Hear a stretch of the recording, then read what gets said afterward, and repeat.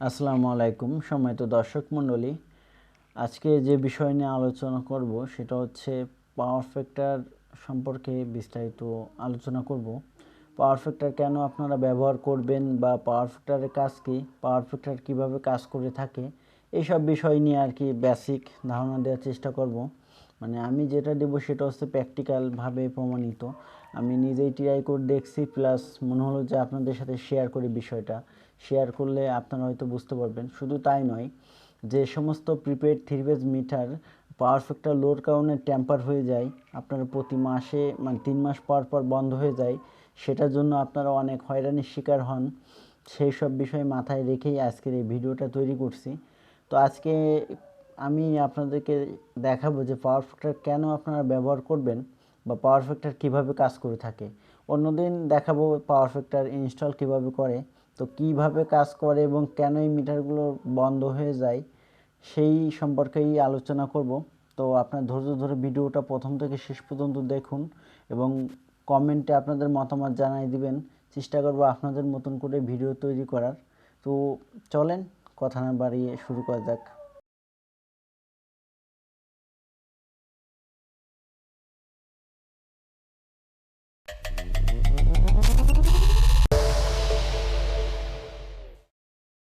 তো যারা power factor সম্পর্কে জানতে চাচ্ছেন, তো তাদের জন্য এই ভিডিওটা।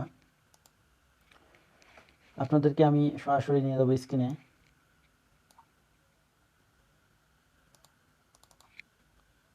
পাওয়ার ফ্যাক্টরটা আপনারা কেন ব্যবহার করবেন বা কেন লাগাবেন সেই বিষয় নিয়ে আজকের এই ভিডিও।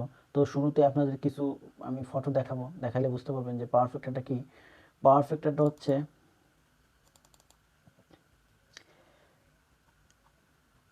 আপনারা স্ক্রিনে যে সার্কেল দেখতে পাচ্ছেন, সেই এই যে সার্কেল, এই সার্কেলটা একটু ভালো করে লক্ষ্য করুন যে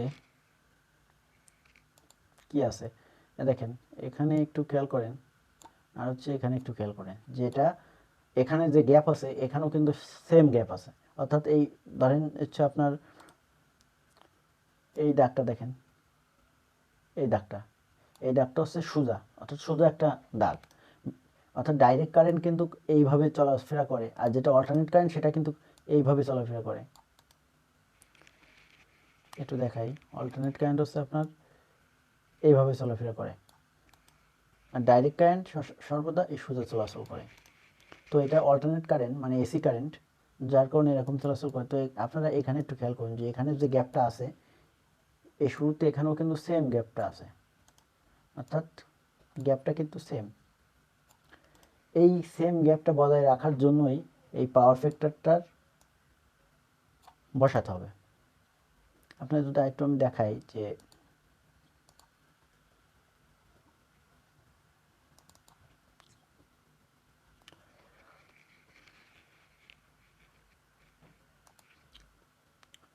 এটা হচ্ছে অ্যাক্টিভ পাওয়ার, অর্থাৎ কিলোওয়াট। এটা হচ্ছে অ্যাপ্রন পাওয়ার, কেভিআর। এ দেখেন এই যে কেভিআর লেখা রয়েছে। আর এটা হচ্ছে রিঅ্যাক্টিভ পাওয়ার, অর্থাৎ আপনার যে পাওয়ারটা লস হয় সেই পাওয়ারটা হচ্ছে এই রিঅ্যাক্টিভ পাওয়ার। অর্থাৎ এখানে আপনারা খেয়াল করুন যে এখানে এই যে 90 ডিগ্রি অ্যাঙ্গেল কোণ রয়েছে, অর্থাৎ এই পাওয়ার ফ্যাক্টর লাগানোর ফলে এই কস্টটা, এই গ্যাপটা বজায় রাখে। অর্থাৎ এই যে সার্কেলগুলো আপনারা দেখছেন,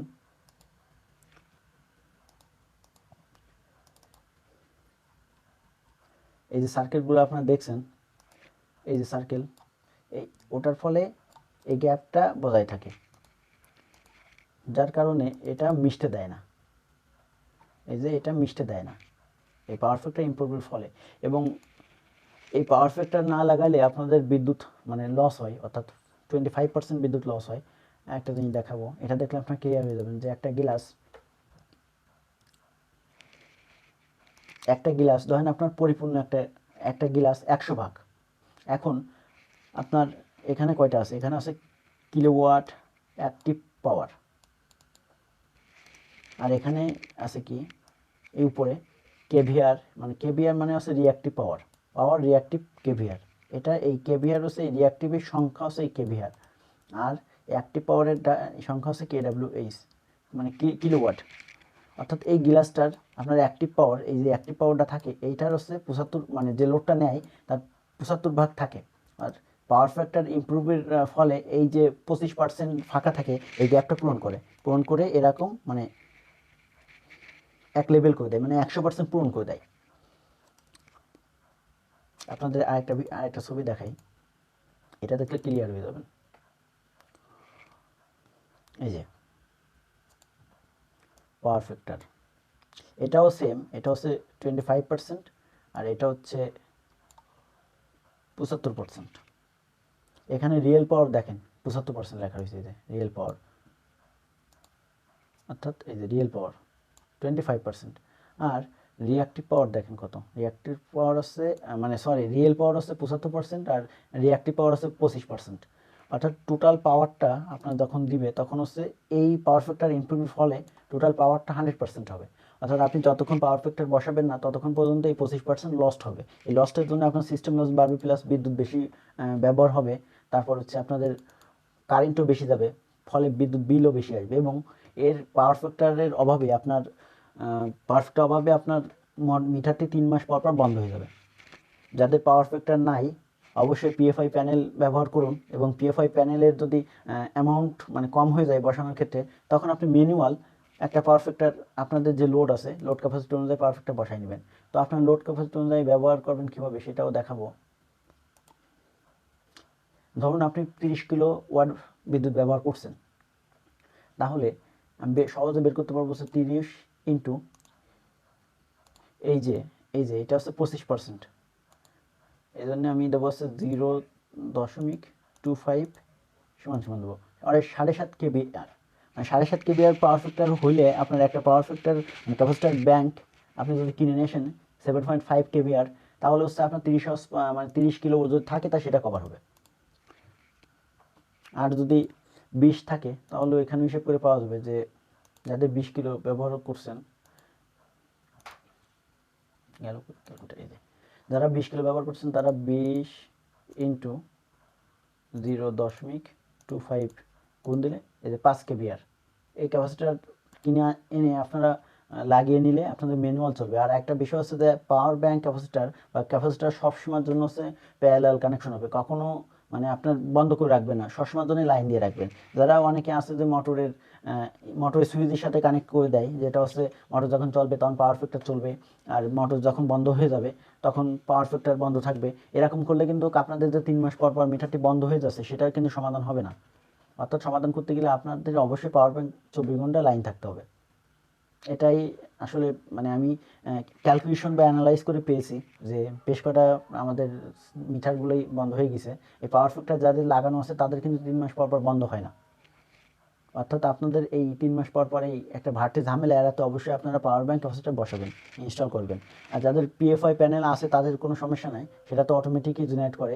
পাওয়ার ব্যাংকের জন্য হয়তো কিছুটা সামান্য বিদ্যুৎ আপনার পড়বে, বা আপনার মনে হবে যে পাওয়ার ব্যাংক ক্যাপাসিটর বিদ্যুৎ অনেকটা বেশি খায়, আসলে বেশি খায় না, এটা সামান্যই। এবং এটার ফলে আপনার মোটরও ভালো থাকবে, আপনার ডিভাইসগুলো ভালো থাকবে, এবং সঠিক মানে ভোল্টেজ পাবেন, আপনাদের মানে মোটরকে ঘুরতেও সাহায্য করবে, এবং আমাদের বিদ্যুতেরও ভালো থাকবে, প্রেশারটা কম পড়বে পাওয়ার ব্যাংক থাকলে। তো এটাই ছিল আজকের ভিডিও, যদি আজকের মতন এখানেই শেষ করছি। ভবিষ্যতে অন্য কোনো ভিডিও নিয়ে আবারও আপনাদের মাঝে হাজির হব। তো ভালো থাকবেন এবং অবশ্যই আমার চ্যানেলটি সাবস্ক্রাইব করবেন। যাদের সাবস্ক্রাইব করা নাই অবশ্যই আমার চ্যানেলটি সাবস্ক্রাইব করবেন, তাহলে হবে কি আমি যে ভিডিওটা ছাড়বো সেই ভিডিওটা আপনারা প্রথম দেখেই পেয়ে যাবেন। তো আজকের মতন এখানে শেষ করছি, পরবর্তী অন্য কোনো ভিডিও নিয়ে হাজির হবো। আল্লাহ হাফেজ।